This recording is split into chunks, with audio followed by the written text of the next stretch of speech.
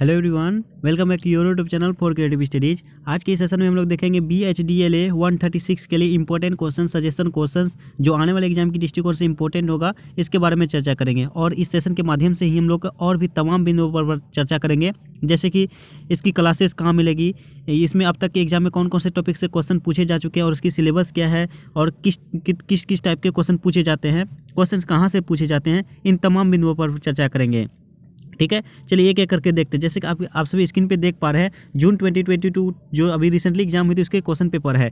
इसके माध्यम से मैं समझाने का प्रयास करूंगा कि किस टाइप से क्वेश्चन पूछे जाते हैं। ठीक है, तो आप सभी जो ना इस सेशन को लास्ट तक देखिएगा। सबसे पहली बात देखिए, इस सब्जेक्ट का नाम है हिंदी भाषा लेखन कौशल। हिंदी भाषा लेखन कौशल, ठीक है। तो आपको इसमें देखते हैं इसका जो है ना अधिकतम मांगेंगे, टोटल मार्क्स जो 100 है और 3 घंटे का समय दिया जाएगा इसमें। और आप सभी को पता ही होगा कि जब भी एग्जाम हॉल में जाओ, क्वेश्चन पेपर जैसे ही मिले तो सबसे पहले यहाँ पे नोट जो दिया रहता है क्वेश्चन पेपर में, उसको पढ़ना अनिवार्य हो जाता है आपके लिए, क्योंकि अलग अलग सब्जेक्ट में अलग अलग तरीके से नोट दिए जाते हैं। इसमें कहा गया निर्देशानुसार उत्तर दीजिए, प्रत्येक खंड के से उत्तर देना अनिवार्य है, यानी कि आपका खंड के अनुसार जो है उसमें आपका जो है दे दिया गया। जैसे कि यहाँ पे देखिए खंड क में कहा दिया है कि इसमें से किन्हीं 2 प्रश्नों के उत्तर बताने हैं। ठीक है, तो इसमें से देखिए 20 मार्क्स के हैं, तो इस तरह से इसको देखना बेहद जरूरी है। नहीं तो ऐसा करना कि आप जो ना बाकी जैसे सब्जेक्ट की तरह 5 क्वेश्चन सॉल्व करने के लिए कहते हैं 20-20 मार्क के, आप भी 5 क्वेश्चन सॉल्व करके आ जाओगे यहाँ पे, जबकि बोला जा रहा है यहाँ से 4 में से किन्हीं 2 के ही बनाने हैं। ठीक है, तो इस तरह से ध्यान रखना है।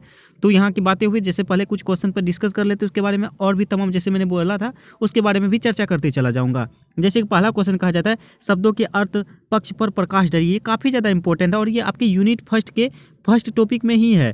तो आपका यूनिट 1 जो काफ़ी ज़्यादा इंपॉर्टेंट हो जाती है एग्जाम के दृष्टिकोण से, चाहे कोई भी सब्जेक्ट हो।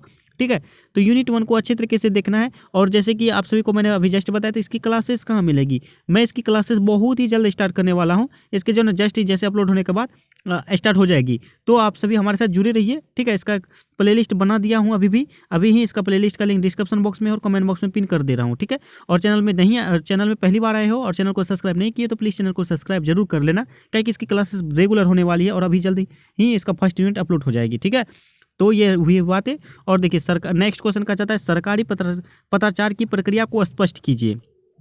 समाचार लेखन की प्रक्रिया को स्पष्ट कीजिए। देखिए इस तरह से क्वेश्चन पूछे जाते हैं। ठीक है, तो अपने देखे हुए किसी ऐतिहासिक भवन अथवा स्थल का विस्तृत वर्णन कीजिए। ये 4 क्वेश्चन है, 4 में से किन्हीं 2 के बनाने हैं, 20 मार्क्स के हैं। ठीक है, और देखिए इस टाइप से क्वेश्चन आए हुए हैं और आपका आने वाले एग्जाम के दृष्टिकोण से भी इसी टाइप से क्वेश्चन पूछे जाएंगे। ओके, तो और आप सभी को करना क्या, जैसे मैं क्लास अभी रेगुलर कराऊंगा वो क्लास करते चलिएगा, और मैं जो भी इंपॉर्टेंट जो भी यूनिट में जो भी टॉपिक्स इंपॉर्टेंट लगेगा मैं उसको बताते चला जाऊँगा और उसको अच्छे तरीके से कवर करते चलना। ठीक है, तो देखिए खंड ख में कहता है अनौपचारिक पत्र का एक प्रारूप तैयार कीजिए। अनौपचारिक पत्र का एक प्रारूप तैयार कीजिए, काफ़ी ज़्यादा इंपॉर्टेंट होती है अनौपचारिक औपचारिक तरीके से, ये जो काफ़ी ज़्यादा इंपॉर्टेंट है। चलिए नेक्स्ट कहता है किसी एक दिवसीय क्रिकेट मैच का समाचार तैयार कीजिए। उसके बाद रिपोर्ट लेखन को साधारण समझाइए और अनुवाद में वाक्य बोध और रचना बोध से क्या अभिप्राय है या क्या आशय है, तो इस तरह से पूछा जा सकता है।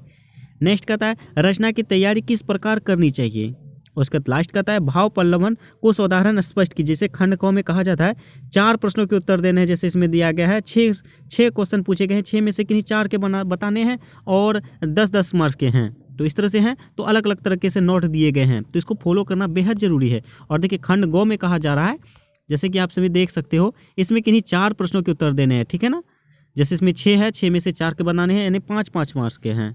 साहित्य और समाज का संबंध, इन दोनों के बीच क्या संबंध है, क्या रिलेट करता है, इसके बारे में बताना है। इस सब क्लास के बारे में मतलब क्लास में जो आपको बताते चला जाऊंगा। कार्यालय ज्ञापन और कार्यालय आदेश, आख्यान परक लेखन का आशय और समाचार की भाषा, तार्किक लेखन में उदाहरण का महत्व और वार्तालाप की विशेषताएं। तो ये टोटल आपका जो है ना क्वेश्चन 11 पूछे जाते हैं। 11 के अनुसार जो है अलग अलग खंड में जो है अलग अलग तरीके से स्ट्रक्चर दिए गए हैं, नोट दिए गए हैं, तो उसको आपको फॉलो करना होगा, उस तरह से आपको बनाने होंगे। ठीक है, तो इस तरह से इस सेशन में ये जाने हम लोग के BHDLA में किस तरह से क्वेश्चन पूछे जाते हैं, किस तरह से कहाँ से कैसे कैसे पूछे जाते हैं। तो जैसे कि मैंने बताया कि इसकी क्लास बहुत ही जल्द स्टार्ट होने वाली है। ठीक है, जैसे BHDLA 135 में मैंने जितनी भी क्लास क्लास करवाए, क्लास में से ही सारे के सारे क्लासेस में से ही आंसर मतलब क्वेश्चन पूछा गया था। तो आप सभी को बेनिफिट्स यही होगा, ठीक है।